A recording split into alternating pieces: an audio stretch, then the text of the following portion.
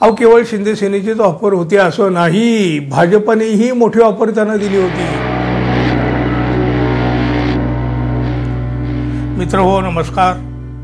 उद्धव ठाकरे यांची शिवसेना आणि शरद पवारांची राष्ट्रवादी जरी एकनाथ शिंदे आणि अजित पवार यांनी फोडली असली तरीही हा सगळा खेळ भाजपाचा होता हे काही लपून राहिलं नाही ना. अहो लपून राहायचा विषय येतो कुठं? स्वतः देवेंद्र फडणवीस हे देवाभाऊ यांनी स्वतः जाहीरपणे कबूलही केलं होतं, मी आलो पण 2-2 पक्ष फोडून आलो असं काय मोठ्या मर्दुमकीने त्यांनी सांगितलं ना. अहो ईडी काय, सीबीआय काय, इन्कम टॅक्स काय, अहो शेंबड्या पोरालाही सगळं आता माहीत झालेलं आहे. आला तर गोडी, नाही आला तर खिंडीत, हा एक अलिखित नियमच झालेला आहे महाराष्ट्राच्या राजकारणामध्ये. उद्धव ठाकरे यांना सोडून येण्यासाठी काय काय अहो त्यातूनच तर ते 50 खोके वाजले गाजले ना. अहो आता तर उद्धव ठाकरे यांच्या एका निष्ठावंताला फोडण्यासाठी कसले आमिष दाखवले गेले होते बघा. म्हणजे खरं तर याला त्यांच्या भाषेत जर बोलायचं तर ऑफर वगैरे अशा काही गोंड शब्द दिले जातात ना.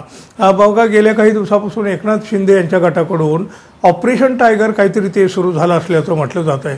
त्यातच या एका ज्येष्ठ नेत्यानं मोठा गौप्यस्फोट केलेला आहे. आता बघा विधानसभेच्या निवडणुकीत शिवसेना ठाकरे गटाला फारसं यश मिळालं नाही. म्हणजे खरं तर महाविकास आघाडीलाच मिळालेलं नाही. पण त्यामुळं उद्धव ठाकरे गट आता महापालिकेच्या निवडणुकीसाठी सावधगिरीनं पावलं टाकत असल्याचं पाहायला मिळत आहे. उद्धव ठाकरे गटाकडून आगामी महापालिका निवडणुकीची आता जोरदार तयारी सुरूही करण्यात आलेली आहे. यासाठी आपल्या कार्यकर्त्यांना तयारीला लागा अशा प्रकारच्या सूचनाही आता उद्धव ठाकरे यांच्याकडून देण्यात आलेल्या आहेत. आणि बघा अशातच छत्रपती संभाजीनगरचे माजी खासदार चंद्रकांत खैरे यांनी हा मोठा गौप्यस्फोट केला आहे. एकनाथ शिंदे यांच्या शिवसेनेकडून खासदारकीची आणि भारतीय जनता पक्षाकडून राज्यपाल पदाची ऑफर आपल्याला आली होती असं मोठं विधान चंद्रकांत खैरे यांनी केलेलं आहे. स्थानिक स्वराज्य संस्थेच्या निवडणुकीच्या पार्श्वभूमीवर भारतीय जनता पक्ष आणि शिवसेना एकनाथ शिंदे या दोन्ही गटातच आता स्पर्धा सुरू झालेली आहे. कशाची? दोन्हीपैकी कोण शिवसेना ठाकरे गटाच्या माजी नगरसेवकांना त्यांच्या पक्षात घेते असं सगळं आता सगळं सुरू आहे. अहो ते एकमेकांना आमिषही दाखवत आहेत. मात्र आमचे शिवसैनिक त्यांच्या या आमिषाला बळी पडणार नाहीत. आम्ही उद्धव ठाकरे यांच्या नेतृत्वाखाली मुंबई महापालिका असो किंवा छत्रपती संभाजीनगर महापालिका असो आम्ही जिंकणार आहोत. भाजपा आणि शिवसेना शिंदे गटाकडून आमच्या विरोधामध्ये वातावरण खराब करण्याचे सगळे प्रयत्न सुरू आहेत. मात्र लोकांना हळूहळू का होईना सत्य समजेल असं देखील चंद्रकांत खैरे यांनी म्हणाले. अगदी उघडपणे म्हणजे एका वृत्तवाहिनीशीच बोलताना ते हे सगळं त्यांनी सांगून टाकलं.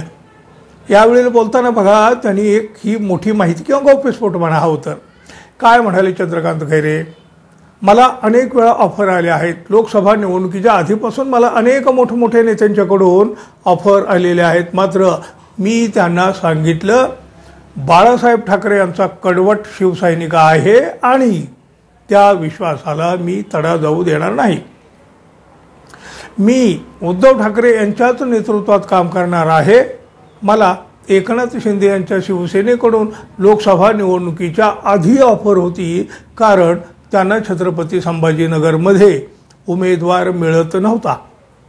संजय शिरसाट यांनी 2-3 लोकांकडे सांगितलं होतं की त्यांना म्हणजे मला म्हणजे चंद्रकांत खैरे यांना घेऊन या, आम्ही सगळा खर्च करू वगैरे, पण मी त्यांना नकार दिला असा गौप्यस्फोट चंद्रकांत खैरे यांनी केलेला आहे.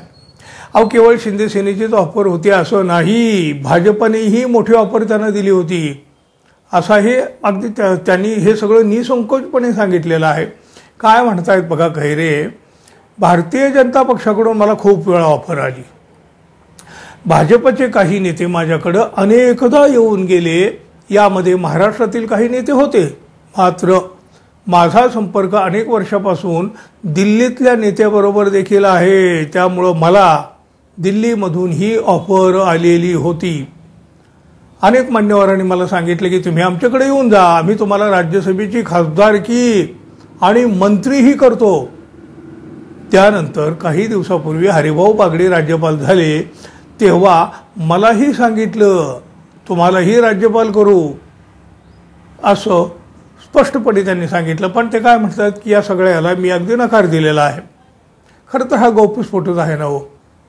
यामुळं पुन्हा एकदा भाजपचा आणि आता शिंदे सेनेच्याही फोडाफोडीचा चेहरा समोर आलेला आहे. आता यावर या दोन्ही पक्षाकडून काय प्रतिक्रिया येतात हे देखील पाहावं लागणार आहे. पण बघा, राजकारणामध्ये सगळेच काही बिकाऊ नसतात हे देखील समोर आलं ना.